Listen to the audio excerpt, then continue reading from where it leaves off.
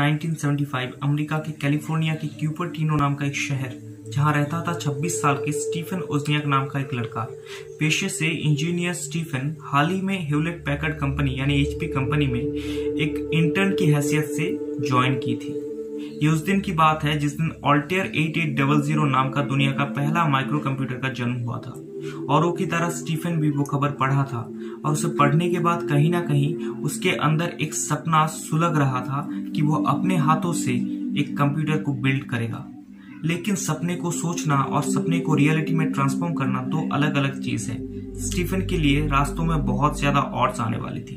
अपने सपने को पूरा करने के लिए स्टीफन दिन रात मेहनत करके एक कंप्यूटर का डिजाइन बनाया।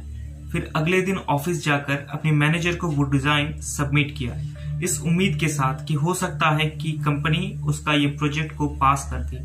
ऑफिस के लंच आवर में मैनेजर ने स्टीफन को बुलाया और कहा कि आई एम सॉरी, तुम्हारा ये प्रोजेक्ट को बोर्ड ने रिजेक्ट कर दिया है।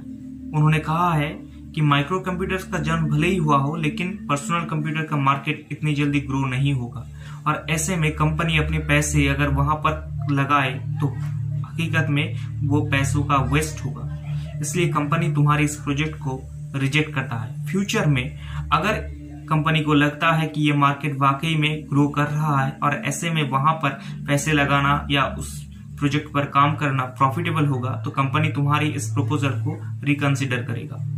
मैनेजर ने बड़े ही आसानी से स्टीफन को ये बात बता दी, लेकिन इसे इतनी आसानी से सहना स्टीफन की बस की बात नहीं थी।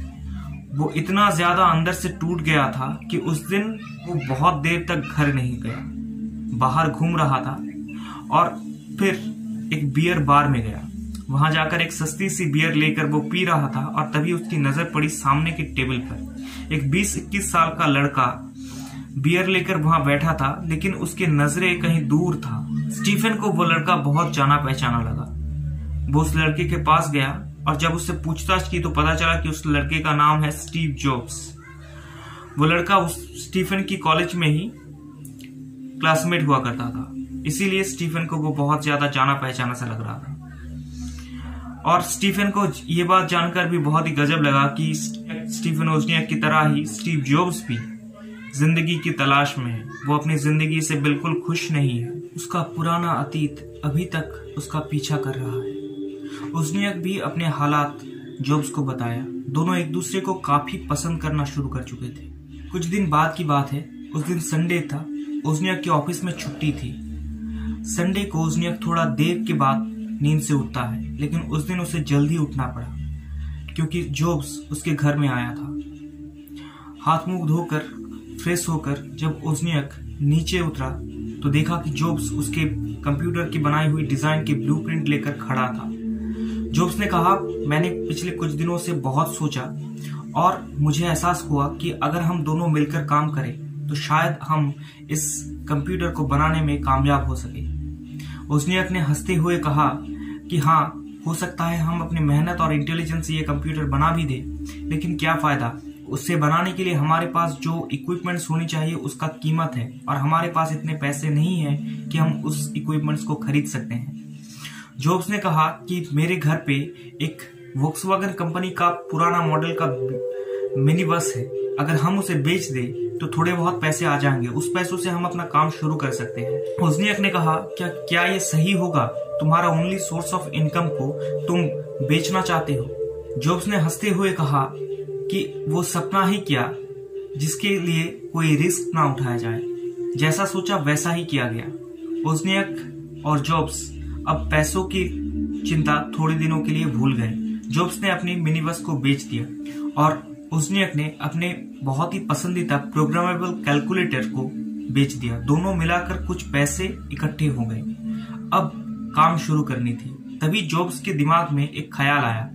उसने बताया ओज़नियाक को कि देखो, अगर हमने कंप्यूटर बना भी लिया उसके बाद क्या, लेकिन उसकी जगह पर अगर हम एक कंपनी बनाते हैं जो उस कंप्यूटर को बाजार में बेचता है तो हमारे पास पैसे आते रहेंगे और उस पैसों से हम डेवलपमेंट करते जाएंगे और हम देखेंगे कि कंप्यूटर किस ऊंचाई तक पहुंच सकता है। अगर हमने आज कंप्यूटर बना लिया, किसी कंपनी को पेटेंट बेच दिया, तो उससे वन टाइम इन्वेस्टमेंट के हिसाब से हमारे पास कुछ तो पैसे आ जाएंगे, लेकिन वो कंपनी जिंदगी भर उस कंप्यूटर की डेवलपमेंट करके अब पैसा कमाता रहेगा।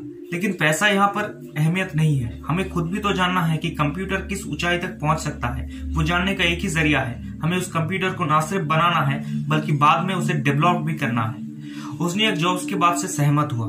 दोनों ने तय किया कि उन्हें एक कंपनी बनाना चाहिए। सबसे पहले दोनों ने दिन रात सोचकर कंपनी का नाम सोचा और कंपनी के लोगों के बारे में भी सोचा।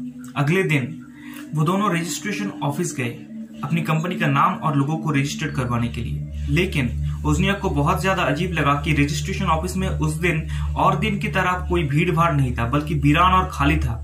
एक सामने की टेबल पे एक क्लर्क था जो एक पुरानी मैगजीन पढ़ रहा था। उजनियाक और जॉब्स उनके पास गए और कहा, एक्सक्यूज मी सर, हमें अपनी कंपनी को रजिस्टर करवाना है। क्लर्क ने उन्हें अजीब तरीके से देखा, लेकिन अपनी प्रोफेशन की वजह से चुप रहा और एक खाता निकाल कर पूछा कि बताइए अपनी कंपनी का नाम बताइए। जॉब्स ने कहा, हमारी कंपनी का नाम है एप्पल। ये सुनकर क्लर्क हंसने लगा, क्या सच में आपकी कंपनी का नाम है एप्पल, मतलब ए फॉर एप्पल, वो सेब वाला एप्पल? जॉब्स ने बताया, जी हाँ, वही हमारे कंपनी का नाम है।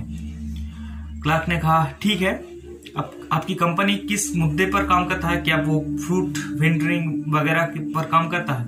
जॉब्स ने बताया, नहीं, हम इंफॉर्मेशन एंड टेक्नोलॉजी के अंडर पे अपनी कंपनी को खोलना चाहते हैं।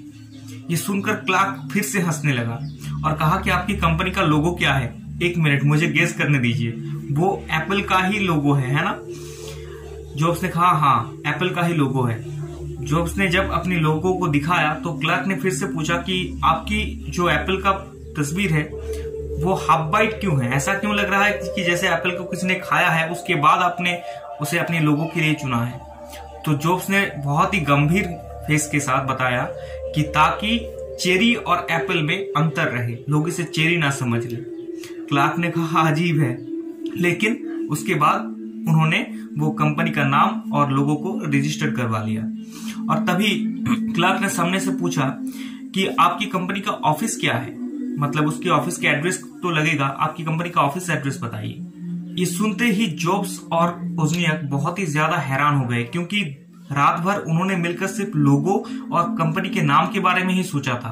कंपनी की ऑफिस कहाँ होगी इस बारे में उन्हें कोई आइडिया नहीं था। हकीकत ये थी कि उनके पास जितने पैसे हैं उन पैसों से तो वो ना सिर्फ मतलब किसी तरह का कोई घर भी रेंट नहीं ले सकते ऑफिस के लिए, और अपने घर में भी इतनी जगह नहीं है कि वो उसे ऑफिस बना सकते हैं। उजनियाक ने जॉब्स को साइड पे बुलाया और कहा कि देखो, ना ही हम रेंट भर सकते हैं और ना ही हमारे पास जगह है, पैसे भी नहीं है, तो एक काम करते हैं, तुम्हारे तो मिनी बस को तुमने बेच दिया, वो जो खाली गैरेज पड़ा है हम उसी को अपना ऑफिस बनाते हैं। जॉब्स ने कहा, हम उस गैरेज को ऑफिस बनाएंगे? Are you sure? तो उजनियाक ने बताया, तुम्हारे पास कोई बेहतर ऑप्शन है? जॉब्स ने बताया, नहीं। तो उजनियाक ने बताया, ठीक है, तो फिर इसे ही फाइनल करते हैं। दोनों क्लर्क के पास गए और स्टीव जॉब्स के गैरेज को कंपनी का ऑफिस का एड्रेस दिया। इस तरह से दुनिया में एप्पल कंपनी का जन्म हुआ। लेकिन और भी शॉकिंग ट्रूथ आने बाकी थे। जब वो दोनों कंपनी को रजिस्टर करके निकल रहे थे, तब उजनियाक को और अपनी क्यूरियोसिटी को मिटाना बहुत जरूरी हो चुका था। तो उजनियाक उस क्लर्क के पास वापस गया और कहा कि एक्सक्यूज मी, मैंने इससे पहले भी रजिस्ट्रेशन ऑफिस में आया, उस दिन बहुत भीड़ रहता है, आज एक भी शख्सियत नहीं है, क्या वजह क्या है? तो क्लर्क ने उन्हें देखा और कहा कि वो तो पागल ही होगा ना जो 1 अप्रैल को अपनी कंपनी रजिस्टर करवाने आएगा। ये सुनते ही जॉब्स और उजनियाक बिल्कुल स्टन्ड हो गए थे। उन्हें ख्याल ही नहीं था कि आज का तारीख 1 अप्रैल है, 1976 1 अप्रैल। और आज के दिन ही उन्होंने अपनी कंपनी को बनाया, जिस दिन लोग अप्रैल फुल डे मनाते हैं। जॉब्स और उजनियाक बहुत ही मायूसी के साथ उस ऑफिस से निकले। दोनों एक दूसरे से बहुत देर तक बात नहीं की। फिर फाइनली जॉब्स ने साइलेंट को तोड़ते हुए उजनियाक को कहा, देख यार, इतना ज्यादा गुस्सा होने की जरूरत नहीं है, दुखी होने की भी जरूरत नहीं है, क्योंकि हम में से किसी ने भी फ्यूचर नहीं देखा। क्या पता कि कल शायद कुछ ऐसा हो जाए कि लोग अप्रैल फुल डे की जगह एप्पल डे मनाए। ये दोनों इस बात को लेकर बहुत ज्यादा खुशी हो गए थे, क्योंकि अब दुखी होकर भी उनके पास कोई फायदा नहीं था।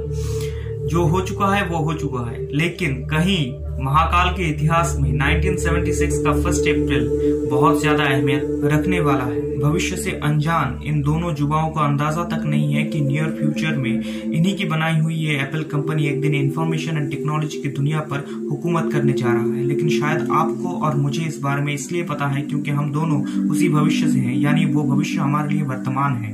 खैर, आपको ये टिकटॉक्स कैसा लगा जरूर बताइए। इस टिकटॉक्स में हमने एप्पल कंपनी के इतिहास की पहली चरण को समाप्त किया। इसके बाद के जो पार्ट 2 एंड पार्ट 3 है वो जल्दी आ जाएंगे। अगर अब तक इसका पार्ट 2 आ चुका है तो आपको ऊपर आई बटन में दिखेगा, अगर नहीं आया है तो थोड़ा इंतजार कीजिए, जल्दी वो आ जाएगा। इसके साथ साथ मैं आपसे रिक्वेस्ट करूंगा कि अगर आपको फ्यूचर में इस तरह के टिकटॉक्स चाहिए तो जरूर चैनल को सब्सक्राइब कीजिए और बेल आइकन को क्लिक करके ऑल पे सेट कर दीजिए, ताकि जब भी टिकटॉक्स का अगला एपिसोड आए यूट्यूब आपको नोटिफिकेशन भेजे। साथ ही साथ वीडियो को लाइक कीजिए अगर आपको ये पसंद आया हो तो। डेफिनेटली आप मुझे कमेंट सेक्शन पे बता सकते हैं कि आपको ये टिकटॉक्स एग्जैक्टली कैसा लगा। साथ ही साथ इसमें किसी तरह का कोई और इंप्रूवमेंट्स की जरूरत है या नहीं, वो भी आप मुझे बता सकते हैं। आज के लिए बस इतना ही, मिलेंगे अगले टिकटॉक्स में। तब तक के लिए मैं प्रतीक बैनर्जी आप सबसे विदा लेता हूं। खुश रहिए, आबाद रहिए, जय हिंद।